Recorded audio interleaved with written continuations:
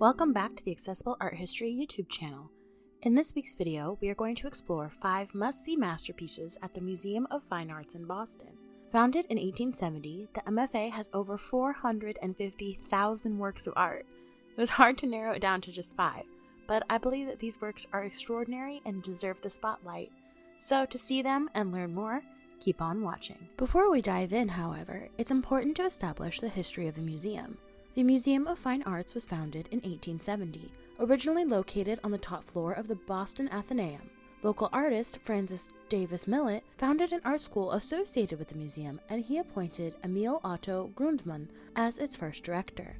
6 years later, the museum moved into a beautiful Gothic Revival building in Copley Square. The doors were opened to the public for the first time on July 4th as a part of the nation's centennial celebrations. At this time, the collection ballooned to almost 6,000 objects. By 1909, it had outgrown the Copley Square space and was moved to a new building on Huntington Avenue. This is where the museum is still located today. In both 2010 and 2011, the museum was expanded to accommodate its growing collection. Today, as I mentioned in the intro, there are nearly 500,000 objects held by the MFA. The museum is also a part of the Google Arts and Culture project, which means you can explore the spaces from the comfort of your own home. On an average, 1.2 million people visit the MFA Boston each year. Alright, now that we have the history down, let's get into the works. First up is a painting called Watson and the Shark. It was painted by John Singleton Copley in 1778 and depicts the story of a 14-year-old boy named Brooke Watson. He was attacked by a shark in the waters of the Havana Harbor in 1749. Thankfully, he was rescued by the crew and he only lost the bottom part of his right leg. This was the first large-scale history painting that Copley executed in his career. It was an unusual choice for this kind of work, however, because the genre was typically reserved for biblical, mythological, or national history scenes. Instead, Copley chose to create a dramatic rendering of a fairly obscure event, raising it up to the level of an important cultural moment. Copley's bold and jarring composition is a perfect transition from the neoclassical to the more romantic style. We still have the tight, stacked figures, but with the strong diagonal line. The figures are interacting, but with a more intense emotion. The artist puts the viewer right in the middle of the action, almost too close to the shark for our liking. Finally, one of the most popular and comical elements of the painting is the shark itself. Yes, it is scary with its open mouth rushing towards the boy filled with teeth. But to our modern eyes, it doesn't really look like a shark. The animal has forward-facing eyes and lips, features not found in any species. This is because Copley never actually traveled to Cuba or saw a shark in real life. So he honestly just tried his best. And now it's a fun Easter egg for visitors to the MFA. This next masterpiece is called St. Luke Drawing the Virgin and was painted by Northern Renaissance master Roger van der Weyden between 1435 and 40. It shows a multi-dimensional scene. In the foreground, we have the Virgin and Child. She looks lovingly down at her son while she feeds him.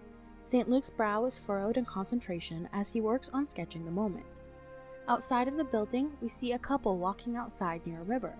This shows us that van der Weyden was a master of both figural and landscape art. One of the elements that makes this work so remarkable is the fact that van der Weyden used oil paints. This is a fairly recent invention which allowed the artist to create a deeper pigment and render the smallest of details. We can see the sheen of the gold and the detailed embroidery on the wall hanging behind the Virgin. St. Luke's robes have a sense of three-dimensionality with its deepest folds. Another fascinating part of the painting is van der Weyden's use of symbols. The small garden outside of the Virgin's room represents her purity. The artist included images of Adam and Eve on the throne, and they're used as a foil to Jesus and Mary, as they are saving humanity from the original sin. Isn't it amazing how this work is filled with so many layers of meaning? Dante Gabriel Rossetti was one of the founders of the pre-Raphaelite Brotherhood. This movement focused on the returning of artistic standards of Quattrocento Italian art. This meant an emphasis on complex compositions, rich details, and intense pigmentation. One of Rossetti's works that exemplifies the style is called Bocca Baciata, or Lips That Have Been Kissed.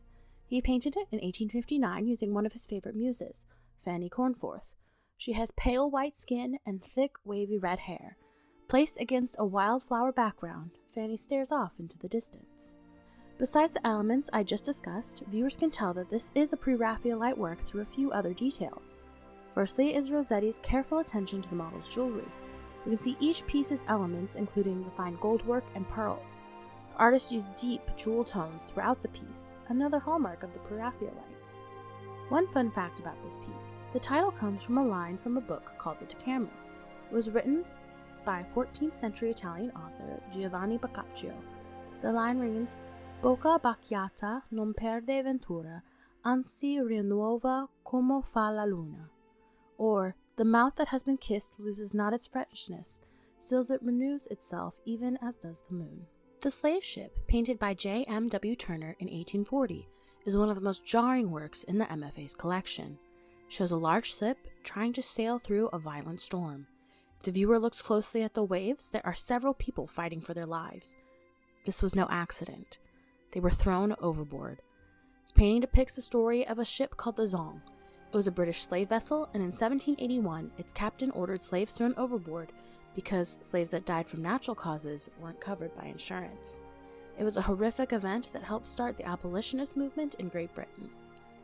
Immediately after the painting, critics and viewers alike realized what an important work of art this would be. It was exhibited at the Royal Academy, and people flocked to see it. For some, it caused utter sadness. For others, it inspired rage at the system.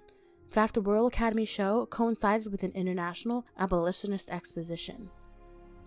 Turner was able to capture these feelings using swirling, almost violent brushstrokes. The use of red and orange is also violent and disturbing. The viewer is confronted with the struggling bodies. They can't escape the scene. This is a prime example of how art can stir a viewer's emotions and cause change. In fact, the art critic John Ruskin wrote, quote, "If I were reduced to rest Turner's immortality upon a single work, I should choose this." End quote. The final work of this video is also an archaeological treasure. It is a carved head of the pharaoh Tutankhamen, who is arguably the most famous king of ancient Egypt. He ruled from 1336 to 1327 BCE. Despite his fame, we don't know much about his reign. Instead, King Tut, as he's affectionately known, is famous for the fact that his tomb was discovered almost completely intact. It was uncovered by Howard Carter in 1922. Since then, we've learned so much about New Kingdom ancient Egypt. Although this carving appears simple, it can actually tell us a lot about when it was made. Due to its stylized appearance, it was likely carved later in Tutankhamun's reign. This is because Tut's father was Akhenaten, also known as the heretic pharaoh. During his reign, Pharaoh Akhenaten did away with the traditional pantheon of gods and focused worship on Aten, the sun disk.